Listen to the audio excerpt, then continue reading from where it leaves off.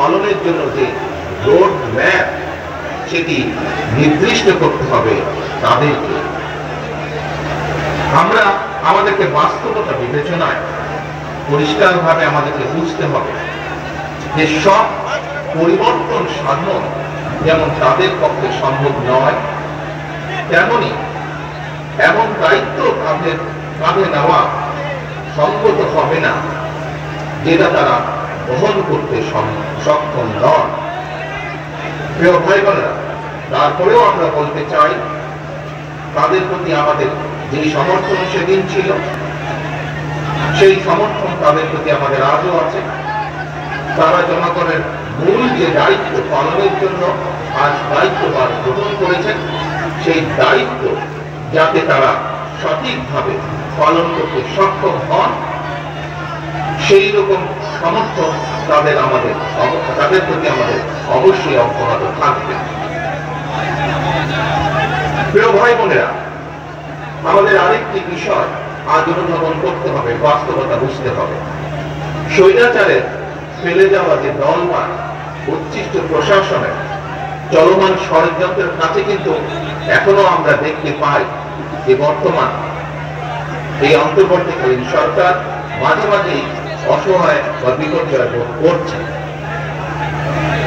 এর অবসান যদি না হয় তাহলে দেখা যাবে যে এদের বেড়াজালে আবদ্ধ বর্তমান অন্তর্বর্তীকালীন সরকার ছোট ছোট বিপর্যয়কে একসময় মহা বিপদ হিসাবে নিজেদের সামনে দেখতে পাবে এবং স্বাভাবিকভাবেই তখন প্রতিকারের পথ হয়ে যাবে অত্যন্ত সংকীর্ণ। প্রিয় ভাই বোনেরা, আমাদের সকলকে একটি বিষয় বুঝতে হবে, অনুধাবন করতে হবে। আমি মনে করি সমাজের সকল মানুষ, বিশেষ করে যারা গণতন্ত্রে বিশ্বাস করে, মানুষের অধিকারে বিশ্বাস করে, তারা সকলেই বুঝতে সক্ষম বৈদেশিক বিনিয়োগ, আন্তর্জাতিক বিশ্বের আস্থা, আন্তর্জাতিক সম্পর্ক, রাষ্ট্রের স্থিতিশীলতা, ব্যবসা বাণিজ্যে স্বস্তি, জনগণের নিরাপত্তা, দেশ এবং জনগণের উন্নয়নের ধারাবাহিকতা, তৃণমূল পর্যায়ে জনগণের নিরাপত্তা, তাৎক্ষণিক সুবিধা সবকিছুই কিন্তু দিতে পারে একমাত্র জনগণ দ্বারা নির্বাচিত একটি সরকার। আমাদের যদি এই বিষয়গুলোকে খেয়াল রাখতে হয় তাহলে অবশ্যই নির্বাচিত সরকারের কোনো বিকল্প নেই। প্রিয় ভাই বোনেরা, আগস্টের যে মহাবিপ্লব, জনগণের যে সফলতা, তারা আমাদের সামনে আরেকটি স্বাধীনতা এবং বিজয়ের বার্তাকে নিয়ে এসেছে। স্বৈরাচার পতনে এই মহা শহরে এই যুদ্ধে বা এই আন্দোলনের সফলতা দেশের সর্বস্তরের মানুষ, রাজনৈতিক দল, ছাত্র জনতা, গৃহিণী, শ্রমিক সবার অবদানকে আমরা যদি মর্যাদা দিতে ব্যর্থ হই, কিংবা 17 বছর ধরে অবিরাম আন্দোলনে মামলা আর নির্যাতনে পৃষ্ঠ লক্ষ লক্ষ রাজনৈতিক কর্মীর অবদান যদি আমরা যথাযথ মূল্যায়নে সমর্থ না হই, তাহলে ইতিহাস কিন্তু আমাদের কাউকেই ক্ষমা করবে না। কাজেই এই বিষয়গুলো অবশ্যই আমাদের বিবেচনায় রাখতে হবে। প্রিয় ভাই বোনেরা, আজ আসুন আমরা সকলে মিলে প্রতিজ্ঞাবদ্ধ হয়ে আজ আমরা সকলে মিলে শপথ গ্রহণ করি। গত 17 বছর এবং বিশেষ করে জুলাই এবং আগস্ট মাসে যে মানুষগুলো আত্মহত্যা দিয়েছেন, যে মানুষগুলো নিজেদের সবকিছু উজাড় করে এই দেশকে স্বৈরাচার মুক্ত করেছেন, আমাদের সকলের ভবিষ্যতের জন্য জীবন বাজি রেখে যারা যুদ্ধ করেছেন, তাদের এই আত্মত্যাগ সেদিনই সফল হবে।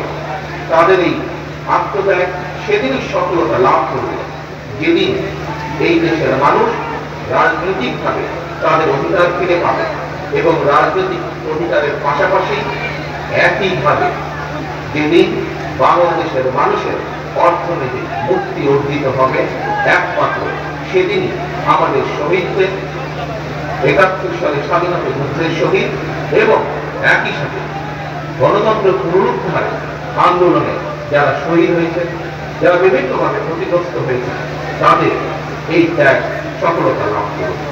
প্রিয় ভাই বোনেরা, আজ আমাদেরকে সেই প্রতিজ্ঞায় নিতে হবে, আজ আমাদেরকে সেই শপথে নিতে হবে। বাংলাদেশকে আজ ফিরিয়ে আনতে হবে একটি স্বাভাবিক পথে। বাংলাদেশের মানুষ যা প্রত্যাশা করে, দলমত নির্বিশেষে প্রতিটি মানুষ জীবনের যে নিরাপত্তা প্রত্যাশা করে, প্রতিটি শিশু, প্রতিটি ছাত্র ছাত্রী শিক্ষার যে নিরাপত্তা, শিক্ষার যে গ্যারান্টি চায়, আমাদেরকে প্রতিটি কৃষক তাদের কাজের যে স্বীকৃতি চায়, এই সকল কিছু পর্যায়ক্রমিকভাবে ধীরে ধীরে আমাদেরকে প্রতিষ্ঠিত করতে হবে। প্রিয় ভাই বোনেরা, আজকে আপনাদের সামনে আরো অনেকগুলো কথা বলার ইচ্ছা আমার ছিল। আপনাদের কাছে বহুদিন পরে আপনাদের সামনে হাজির হওয়াতে অনেকগুলো বিষয় আপনাদের সামনে উপস্থাপন করার ইচ্ছা ছিল, কিন্তু প্রাকৃতিক দুর্যোগের কারণে, বৃষ্টির কারণে বহু মানুষ ভিজে যাচ্ছেন, মানুষের কষ্ট হচ্ছে। সেই জন্য আজকে আমার বক্তব্য আমি আর বাড়াবো না, কিন্তু এতটুকুই বলবো, আসুন আমরা আন্দোলন করেছি, আমরা সংগ্রাম করেছি, আমরা স্বৈরাচারের পতন ঘটেছি।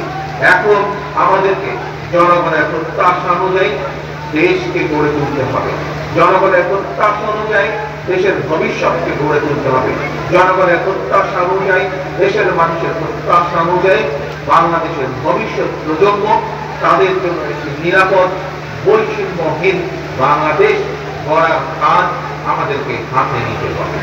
সেই শপথ নিয়ে এবং সেই প্রত্যাশা রেখে আজকে আমার বক্তব্য আমি শেষ করছি। তবে ইনশাআল্লাহ আবারও আপনাদের মাঝে দ্রুত যাতে ফিরে এসে বক্তব্য রাখতে পারে, সেই প্রত্যাশা, সেই আশা রেখে আমার বক্তব্য শেষ করছি। আল্লাহ হাফেজ। বাংলাদেশ।